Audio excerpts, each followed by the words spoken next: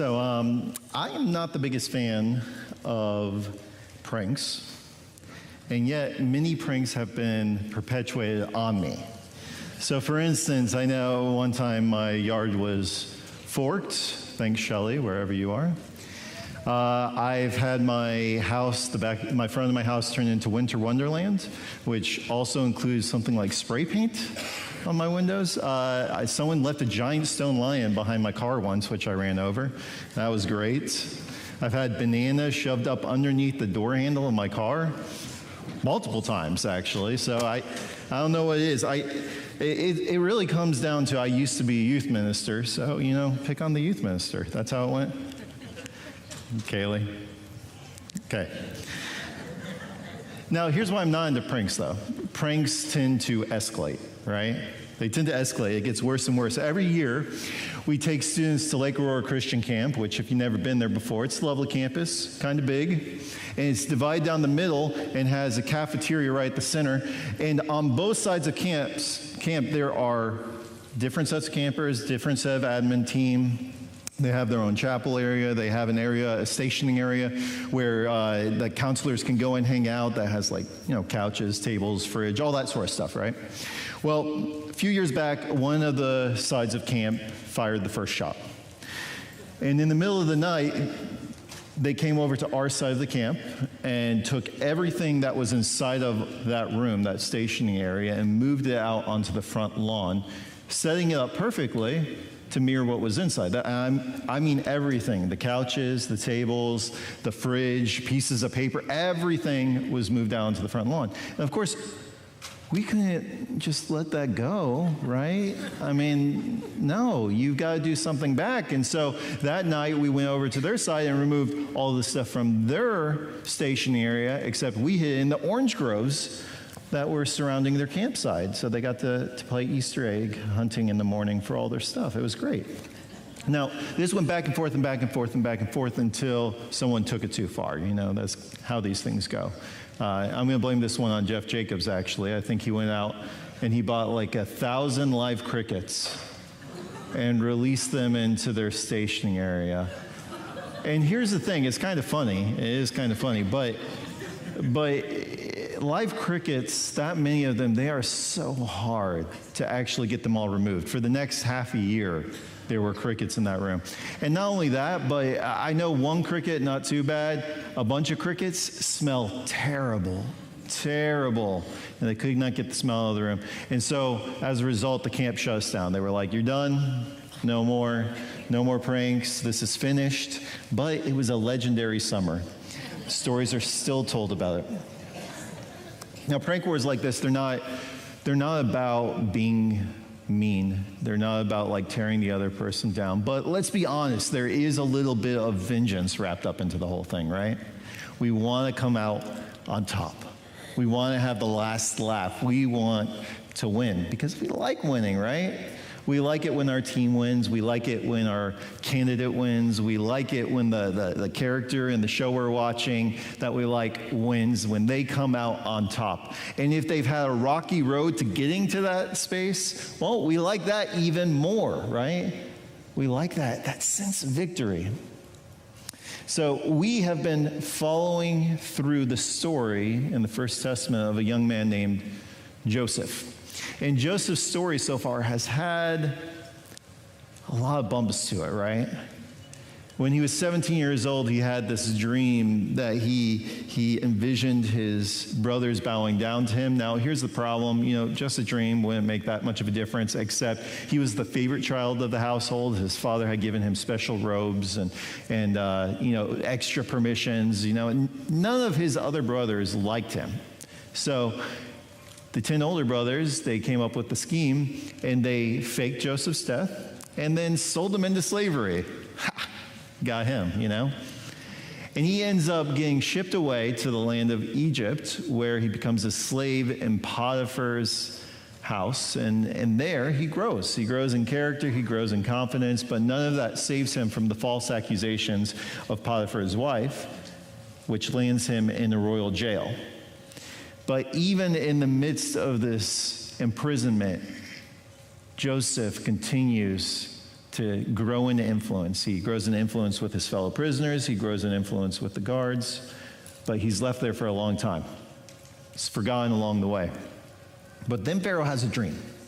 Pharaoh, the leader of Egypt, has this dream where he calls all of his wise men, his enchanters, everybody to him and says, hey, here's the dream. Tell me what's going on. And none of them could interpret it. They all were at a loss for words. And Pharaoh was then told about this young man who was in his prison who had an innate ability to interpret dreams. And so Joseph finds himself in front of the leader of Egypt, interpreting a dream, and not only that, but giving him advice about what he should do as a result of that dream. And at the end of it, well, Joseph could have just ended back in prison. But instead, what we're going to get to see today is a turn of events.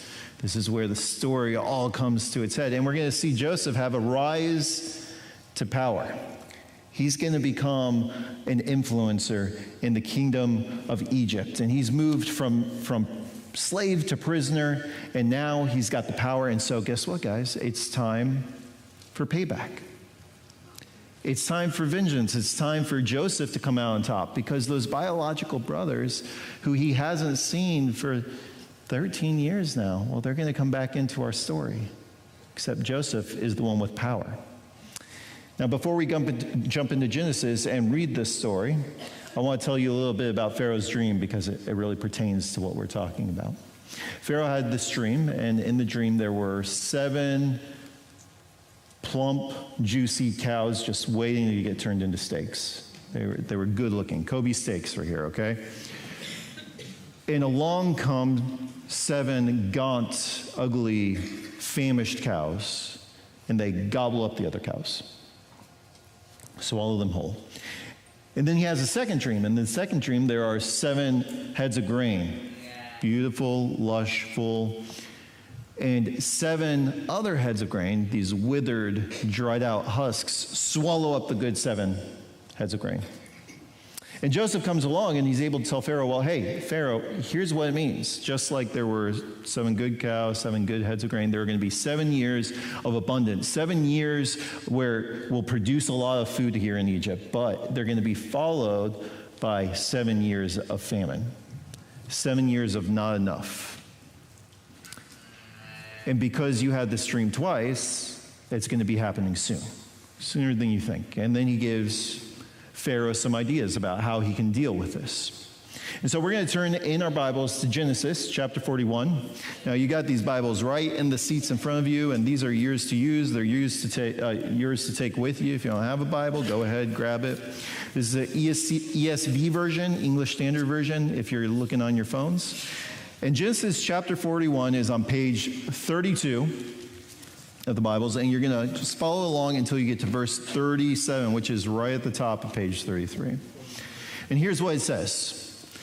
Joseph gave this proposal to Pharaoh, and this proposal pleased Pharaoh and all of his servants.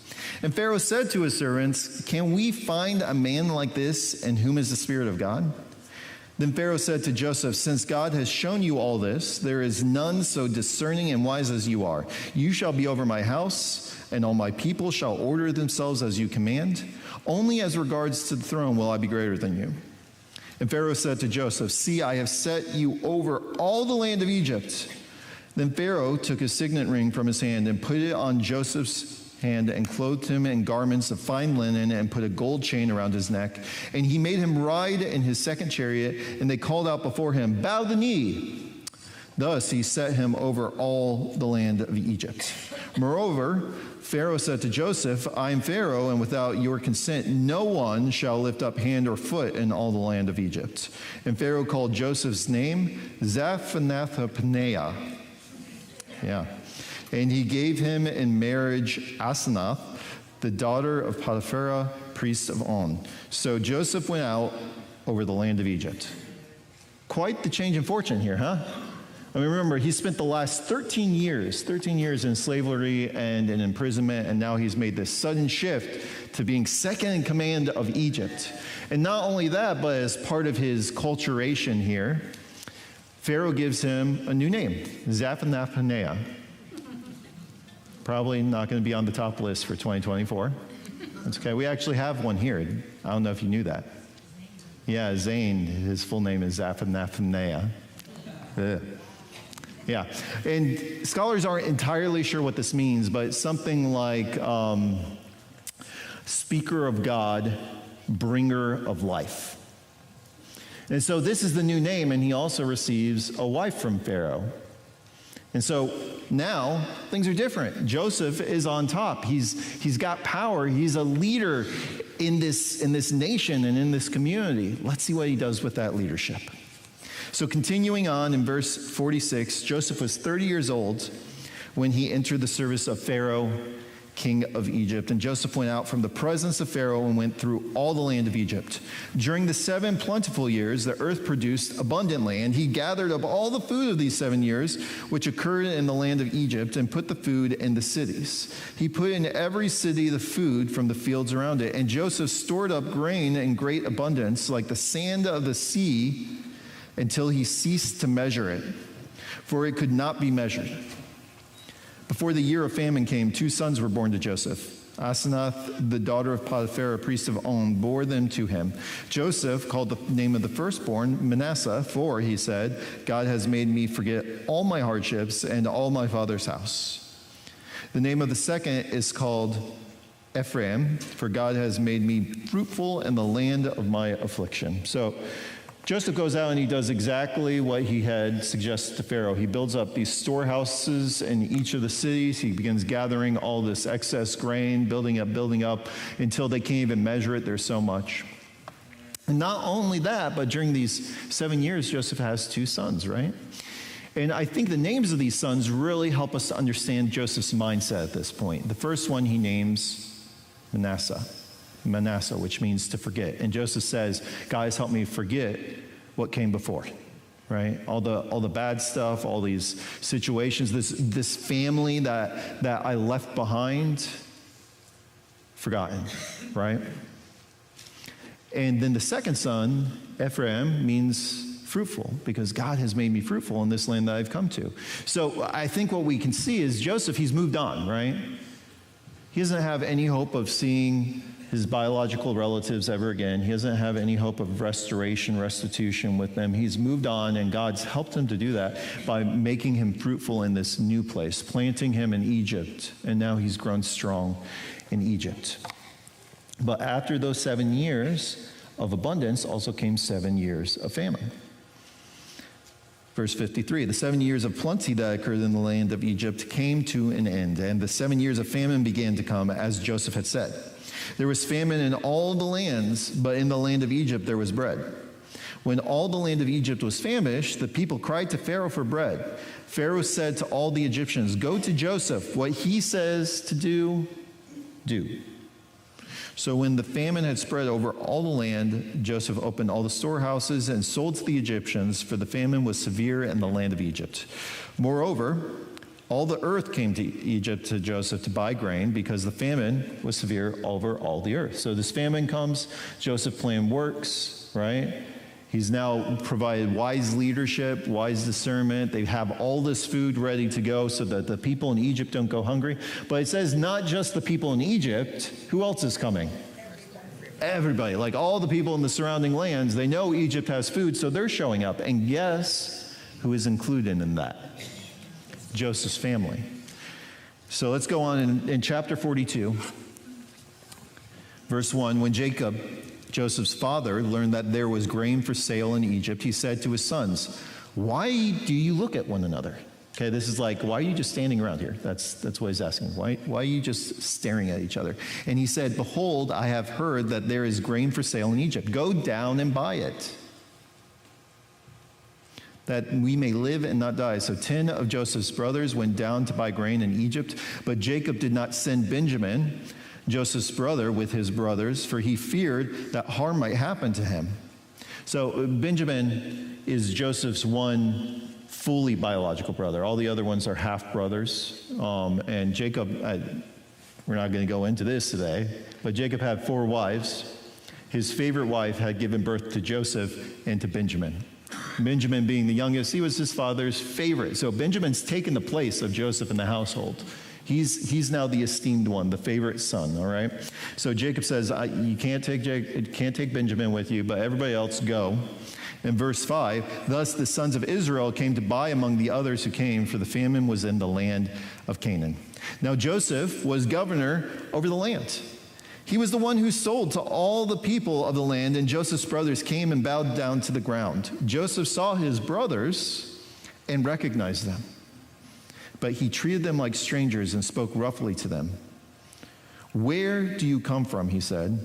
And they said, from the land of Canaan to buy food. And Joseph recognized his brothers, but they did not recognize him. It's a big turn of events here, right?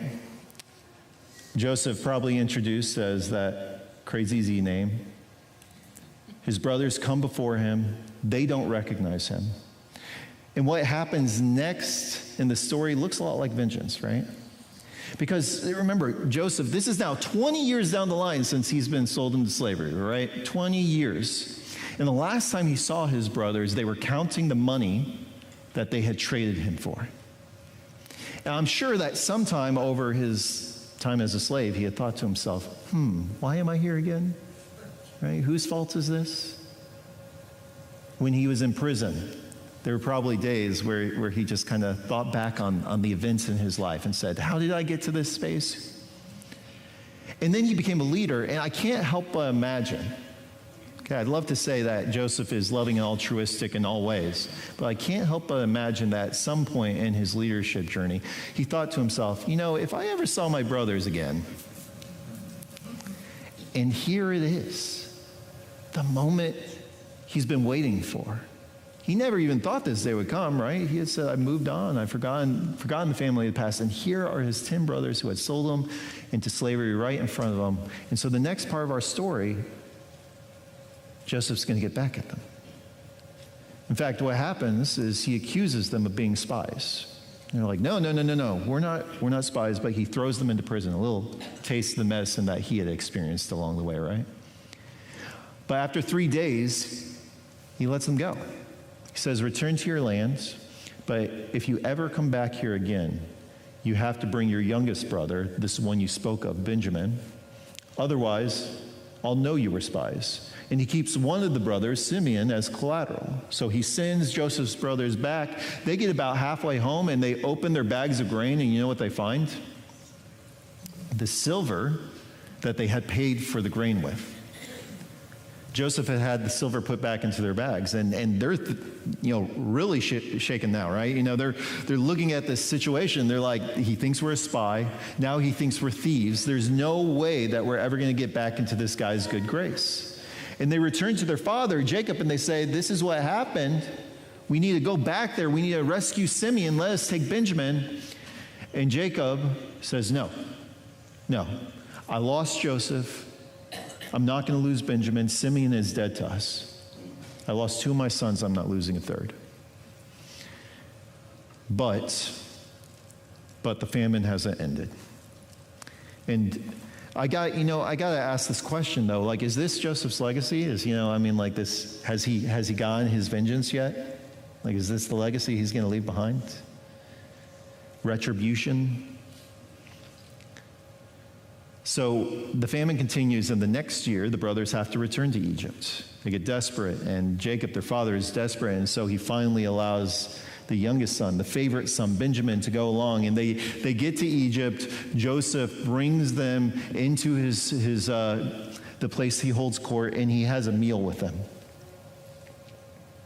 And this is the first place that we start to catch a glimpse that maybe something is just a little different here. Something else is going on rather than vengeance. And here's what it says, chapter 43. As he looked about, this is Joseph, and saw his brother Benjamin, his own mother's son, he asked, is this your youngest brother, the one who you told me about? And Joseph said, God be gracious to you, my son.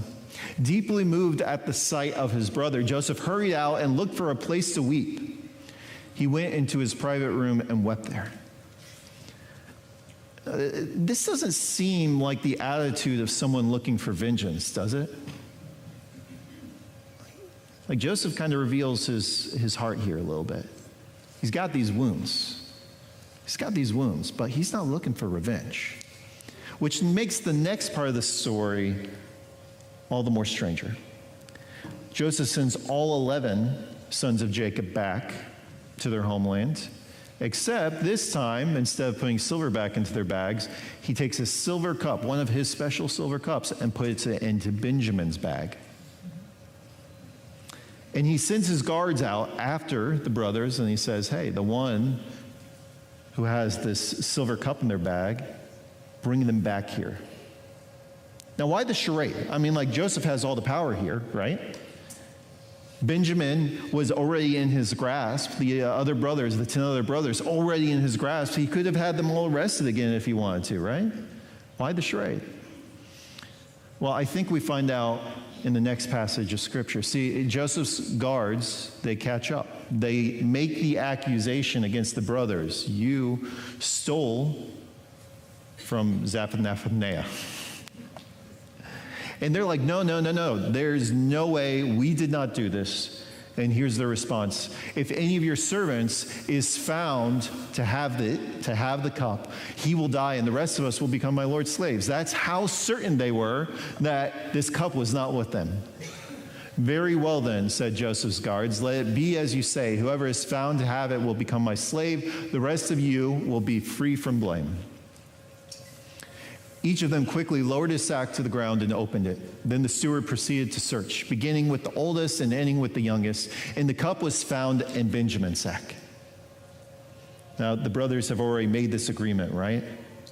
They made the agreement. Whoever has the cup is going to go back and be a slave in Egypt. Now, this sounds kind of familiar, though, doesn't it? 21 years ago, one of their brothers, the favorite brother, the brother who was esteemed by their father and given all these special privileges, was sent to Egypt as a slave. And now, here's the newest favorite brother. And they have a choice to make, right? Because this would be a great way to get rid of Benjamin. Just like they got rid of Joseph, except they're not in control of this. They can blame it on Pharaoh. They can blame it on this guy they met back in Egypt. But here's what it says. At this, the brothers tore their clothes. Then they all loaded their donkeys, and they returned to Egypt. And when they got there, one of the brothers, Judah, he actually offered to trade his life for Benjamin's. He said, don't take Benjamin. I'll go in his place. He offered to take Benjamin's place in the pit. So I think what's happening here, I don't think this is a story of vengeance at all. I think Joseph wants to know, though, are these the same brothers that he knew 21 years ago? Are these the same self-centered, brother-selling jerks that had sold him into slavery? And from their actions, I think Joseph got a glimpse that maybe a change occurred, right? Here they were returning to Egypt. Here they were offering their lives in place of the favorite son. Something was different this time around. And that's where we're going to pick up in chapter 45. So Genesis chapter 45, just turn over a page or two. We're on page 36. In verse 1. Then Joseph could not control himself before all those who stood by him. He cried, "Make everyone go out from me." So no one stayed with him when Joseph made himself known to his brothers, and he wept aloud so that the Egyptians heard it. And the household of Pharaoh heard it. And Joseph said to his brothers, "I am Joseph. Is my father still alive?" But his brothers could not answer him, for they were dismayed at his presence. And well, they should be, right? Well, they should be. The skeleton that had been in their closet for the last 20 years had come back to life. And not only that, he had all the power of Egypt at his disposal. They were terrified. They were expecting retribution. They were expecting vengeance, revenge, right? But they didn't get what they expected. So Joseph said to his brothers, "Come near to me, please." And they came near, and he said, I'm your brother Joseph, whom you sold into Egypt. And now do not be distressed or angry with yourselves because you sold me here. For God sent me before you to preserve life. For the famine has been in the land for these 2 years, and there are yet 5 years in which there will be neither plowing nor harvest. And God sent me before you to preserve for you a remnant on earth, and to keep alive for you many survivors. So it was not you who sent me here, but God. He has made me a father to Pharaoh and lord of all his house and ruler over all the land of Egypt. Hurry and go up to my father and say to him, thus says your son Joseph, God has made me lord over all Egypt. Come down to me, do not tarry. You shall dwell in the land of Goshen. You shall be near me, you and your children and your children's children and your flocks, your herds, and all that you have. There I will provide for you, for there are yet 5 years of famine to come, so that you and your households and all that you have do not come to poverty. And Joseph does exactly what he says. He releases the 11 brothers. He sends them home with this message. Joseph is alive. Joseph is alive. And yeah, I feel like, yeah, those brothers, they were expecting something horrible, right? They had done something inexcusable. Revenge was Joseph's, but that's not what they got, right? Instead, Joseph extends grace. He extends mercy. See, God had been a massive blessing to Joseph, and I know this is really the toughest thing we're going to be talking about, and maybe the hardest to grasp today, is this idea that Joseph is saying all that came before him was all in God's design, right? His attitude is, what you meant for evil, God intended for good. So, Joseph, you mean that slavery, that was intended for good? You mean that years of imprisonment, that was intended for good? The losing of your family, the betrayal of your family, that was intended for good? And Joseph would say, yeah, yes. What was meant for evil, God intended for good. And as a result, God has blessed Joseph, blessed him tremendously. And as a result, he can now bless others, right? He blesses the whole land of Egypt through his wise discernment and stewardship.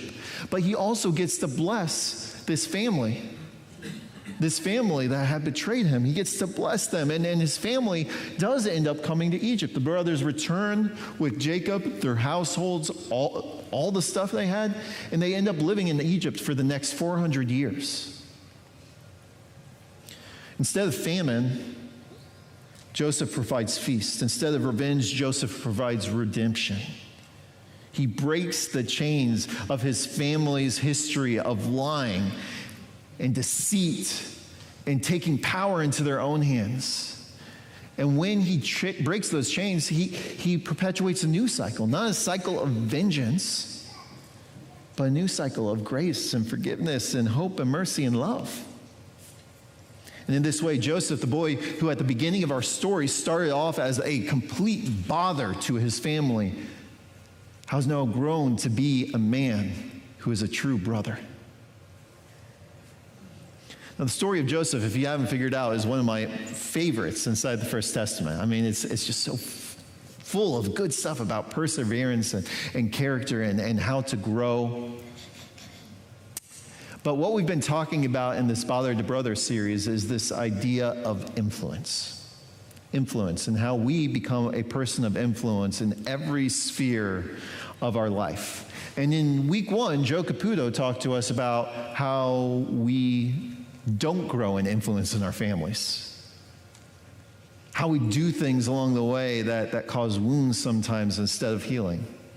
Week 2, Chris Freeman talked to us about Joseph growing in influence inside the workspace and how we can go and do likewise.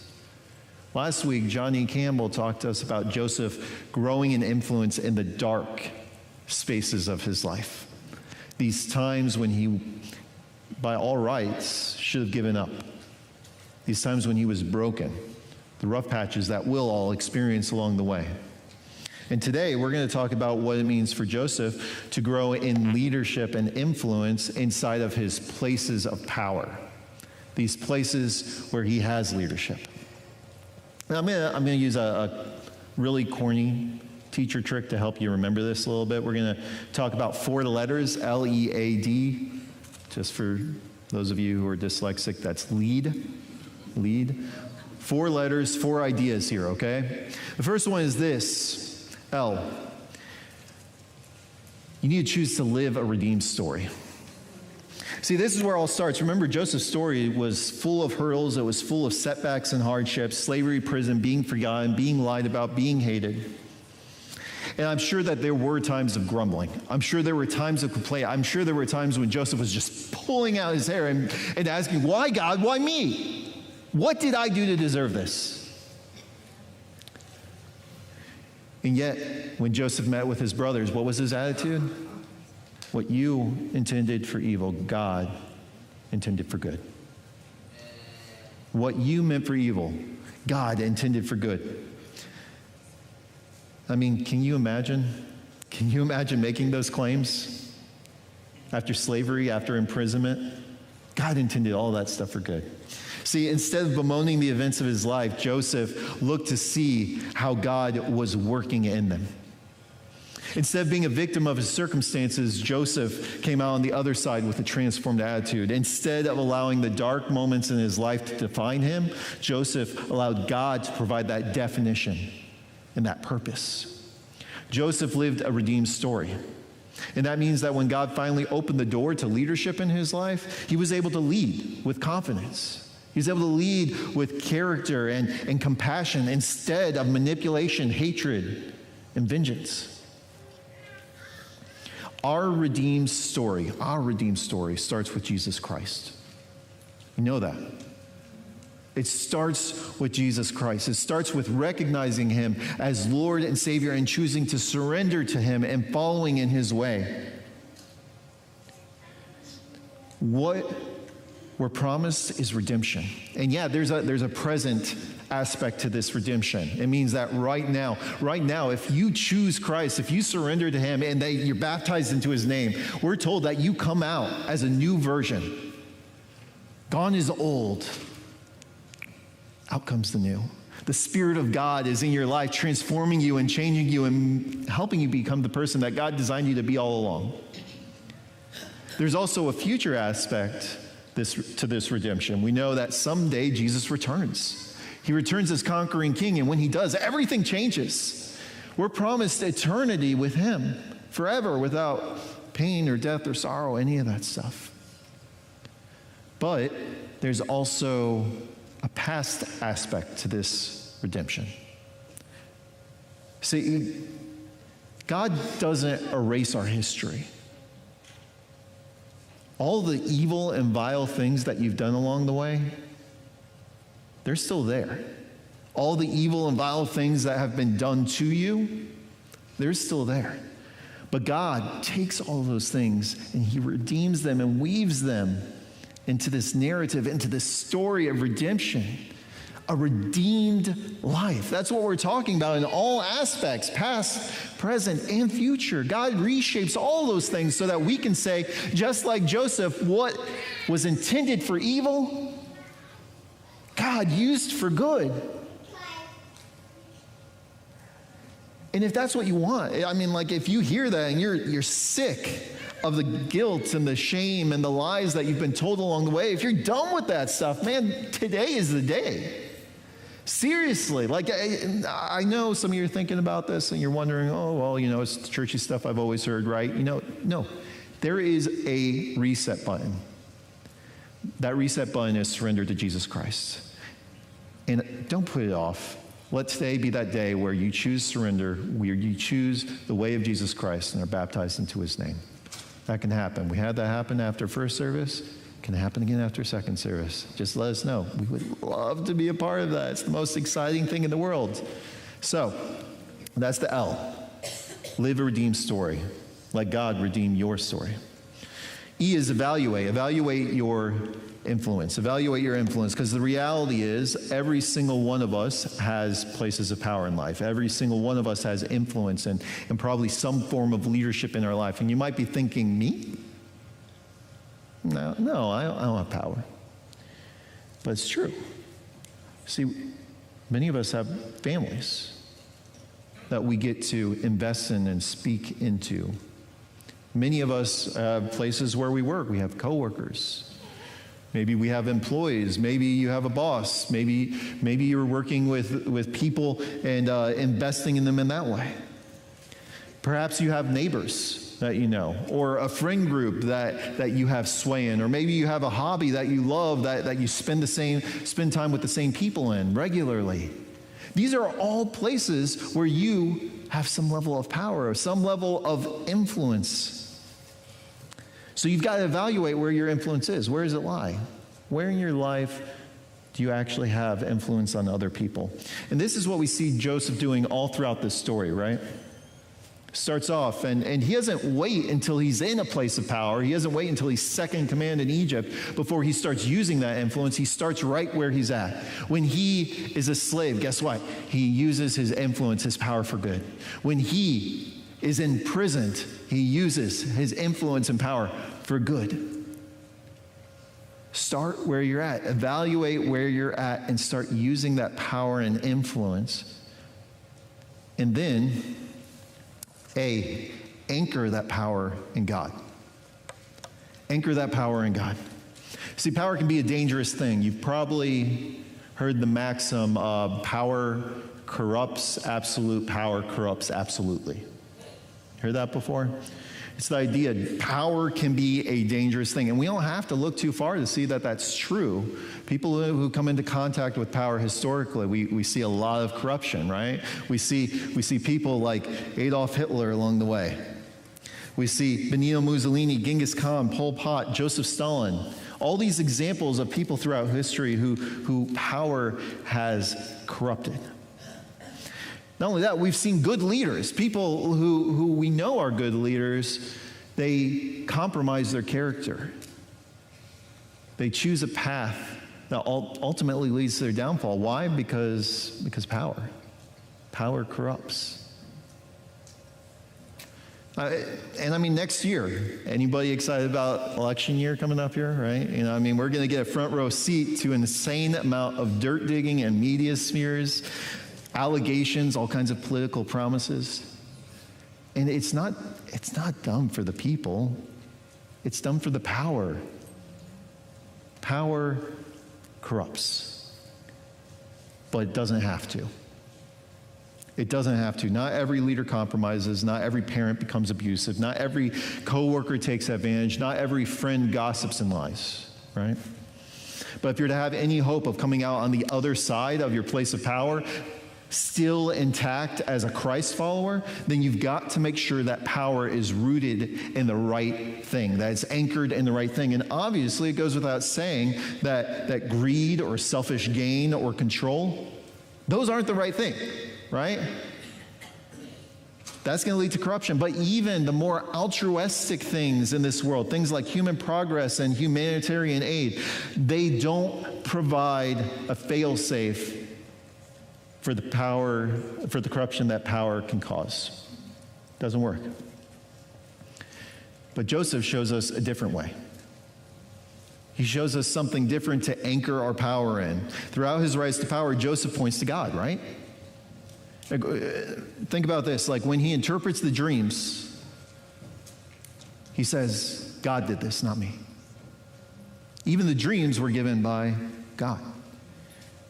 When he rises to power, it's God.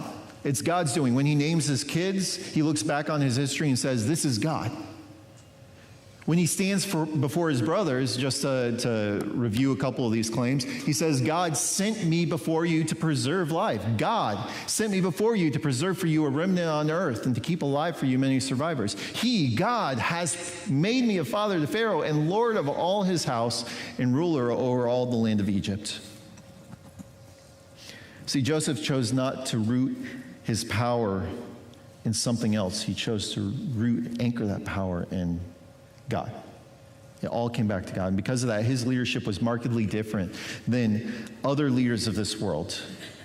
Now, later on in the writing of Scripture, if you continue to read through, you get to the Second Testament, and in that, we're told a couple of things. We're told that we're to be the salt of the earth.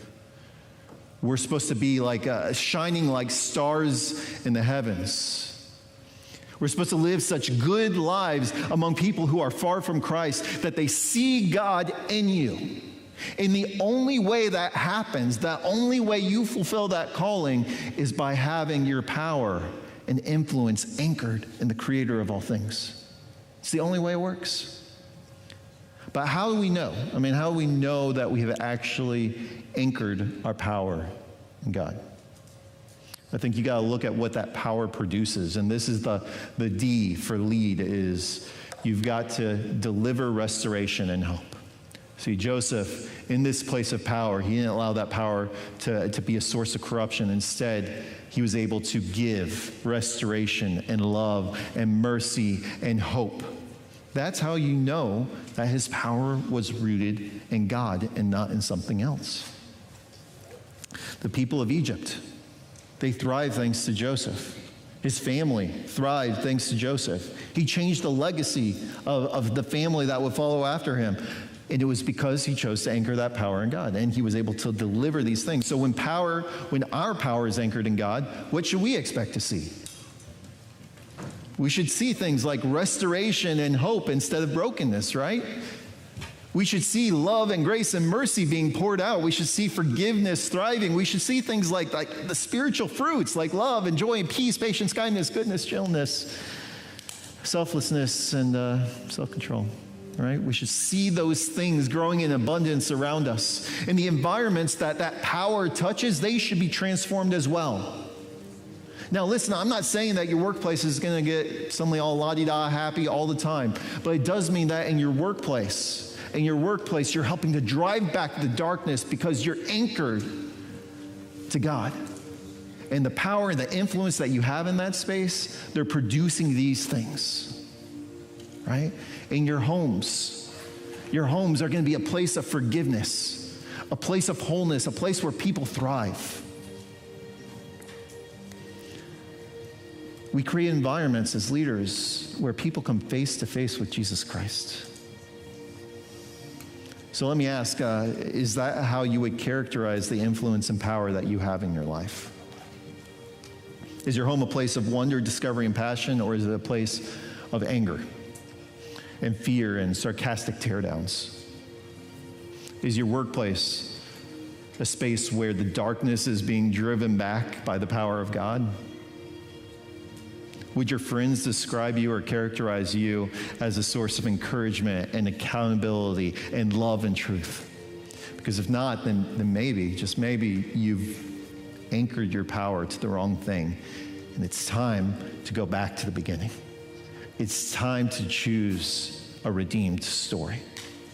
And you're not going to make it happen on your own. You need the Spirit of God to do that. And it all starts here. So like Joseph, every single one of us has this opportunity to choose how we influence this world. Joseph, the leader, let God redeem his story. He evaluated his influence and began making a difference right where he was at. He anchored his influence and power in the source of all goodness and love. And finally, Joseph delivered transformation, restoration, hope. So we might never find ourselves, a second-tier leader of a nation. But there are families here. There are friendships and workplaces and hobby spaces that are desperate.